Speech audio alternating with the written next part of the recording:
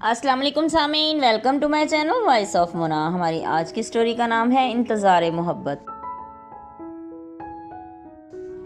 شاویز پیشے سے ڈاکٹر تھا، انتہائی سلجھا ہوا انسان، بے پناہ چاہت کرنے والا، ہر کسی کے کام آتا، انتہائی رحم دل، ہر کسی کی آواز پر اس کے سر پر پہنچ جاتا، ہر کسی کے کام آنے والا انسان خود اپنے آپ میں الجھا ہوا رہتا۔ اس نے شادی نہیں کی تھی اور کرنا بھی نہیں چاہتا تھا۔ اس نے اپنی زندگی مخلوق خدا کے لیے وقف کر رکھی تھی۔ 4 سال پہلے ماورا حسن اس کی زندگی میں آئیں، ہوا کے جھونکے کی طرح آئیں اور چلی بھی گئیں۔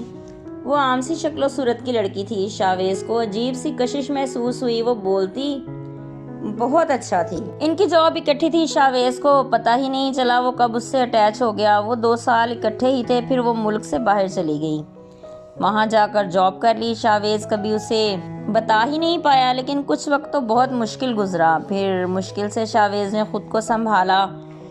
مجھے پتا تھا اس بات کا، میں نے ان سے کہا آپ نے بات کیوں نہیں کی ماورا سے؟ وہ مسکرا دیے۔ اس کا مستقبل ہی اس کی چاہت تھا، اس لیے میں نے اسے نہیں روکا۔ میں جانتا تھا وہ کیا چاہتی ہے، لیکن بتانا تو چاہیے تھا نا۔ میری چاہت سچی ہوئی تو وہ آ جائے گی میرے پاس۔ 4 سال ہو گئے۔ ہاں، وقت میں چیزیں قید نہیں ہوتی، وقت تو بدلتا رہتا ہے۔ پھر مجھے بھی کوئی حق نہیں کسی کے راستے کی دیوار بنوں۔ اچھا، صحیح ہے، آپ کی اپنی سوچ ہے۔ میں اٹھ کر راؤنڈ پر چل دی، وہ بھی چل دیے میرے ساتھ۔ شاویز کی بات سن کر مجھے احساس ہوا وہ ایک اچھا انسان ہے۔ ماورا بھی ڈاکٹر تھی، آخر 2 سال ساتھ جاب کرتے رہے، اسے پتہ ہی ہوگا شاویز کا۔ مگر شاویز کی بات صحیح تھی، وہ واقعی اپنے کام سے محبت کرتی تھی اور بہت آگے جانا چاہتی تھی۔ پھر مجھے بھی باہر جانا پڑا۔ جس ہاسپٹل میں میری جاب تھی وہیں ماورا بھی تھی۔ وہ مجھے پہچان گئی، ہماری ملاقات ہونے لگی۔ میں نے اتنی جلدی شاویز کے بارے میں بات کرنا مناسب نہیں سمجھا۔ اس نے بھی کسی کا نہیں پوچھا تھا، میں حیران تھی، کسی کا حال احوال تک نہیں پوچھا۔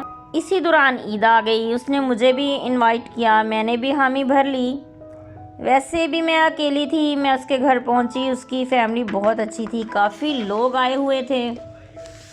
آج وہ فری تھی، ہم نے کافی دیر ساتھ بیٹھ کے باتیں کی۔ آج میں نے شاویز کا ذکر بھی چھیڑا۔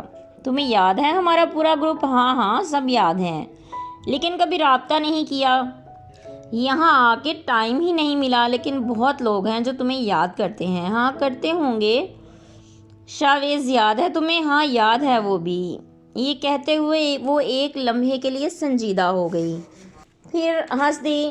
مجھے لگا شاویز بھی نقش تھا اس کے ذہن میں۔ میں نے کہہ ہی دیا وہ تمہیں نہیں بھول پایا، اور تم شاید یاد بھی نہیں کرتی اسے۔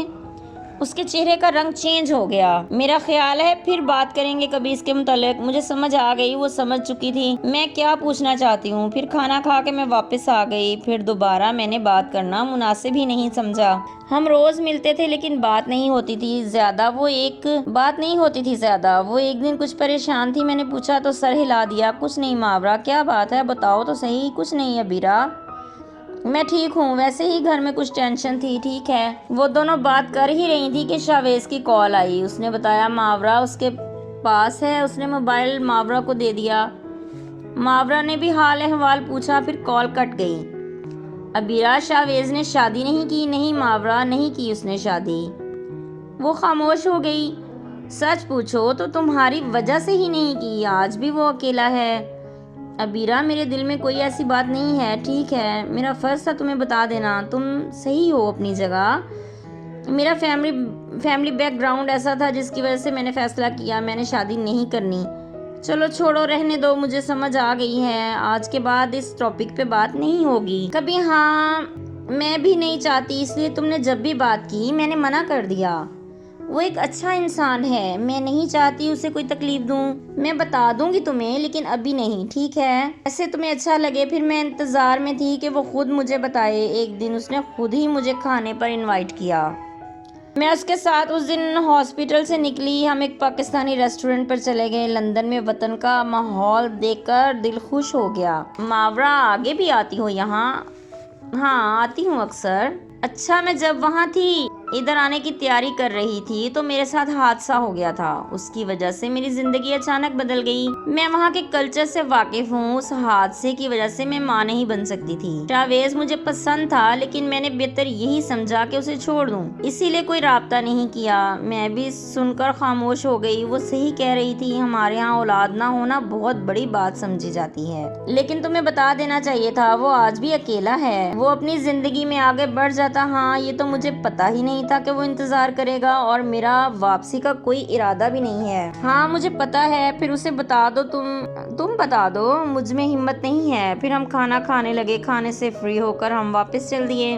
پھر میں نے اسی رات شاویز کو کال کر کے بتا دیا. اس نے کہا اگر بعد میں یہ سب ہوتا تو میں اسے چھوڑ دیتا.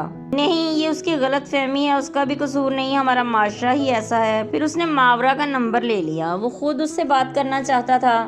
وہ گھر آ کے جاگ رہی تھی, پرانی تصویریں نکال کر دیکھ رہی تھی. ان میں شاویز بھی تھا اس کے ساتھ. تبھی موبائل بج اٹھا. اس نے ہیلو کہا. دوسری طرف شاویز تھا. کیسی ہو؟ ٹھیک ہوں. تم کیسے ہو؟ بالکل ٹھیک. ماورا تم نے مجھے ایک بار بولنا تو تھا, مجھے آزمانے کے لیے ہی بول دیتی. نہیں, بس ہمت نہیں پڑی. اگر میرے ساتھ کوئی حادثہ ہو جاتا تو تم مجھے چھوڑ دیتی.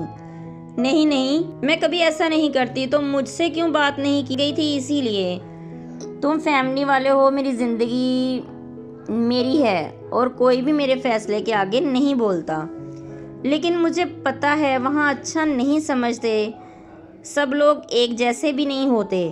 وہ تو ہے, لیکن مجھے اس وقت سمجھ آیا, میں نے وہی کیا. تم شادی کر لو. نہیں, میں نہیں کروں گا. اچھا ٹھیک ہے, پھر آ جاؤ باہر. سوچتا ہوں پہلے تم اپنا ذہن صاف کرو. مجھے صحیح طرح نہیں سمجھ پائی, ورنہ ایسا نہیں کرتی میرے ساتھ. اچھا بابا معاف کر دو.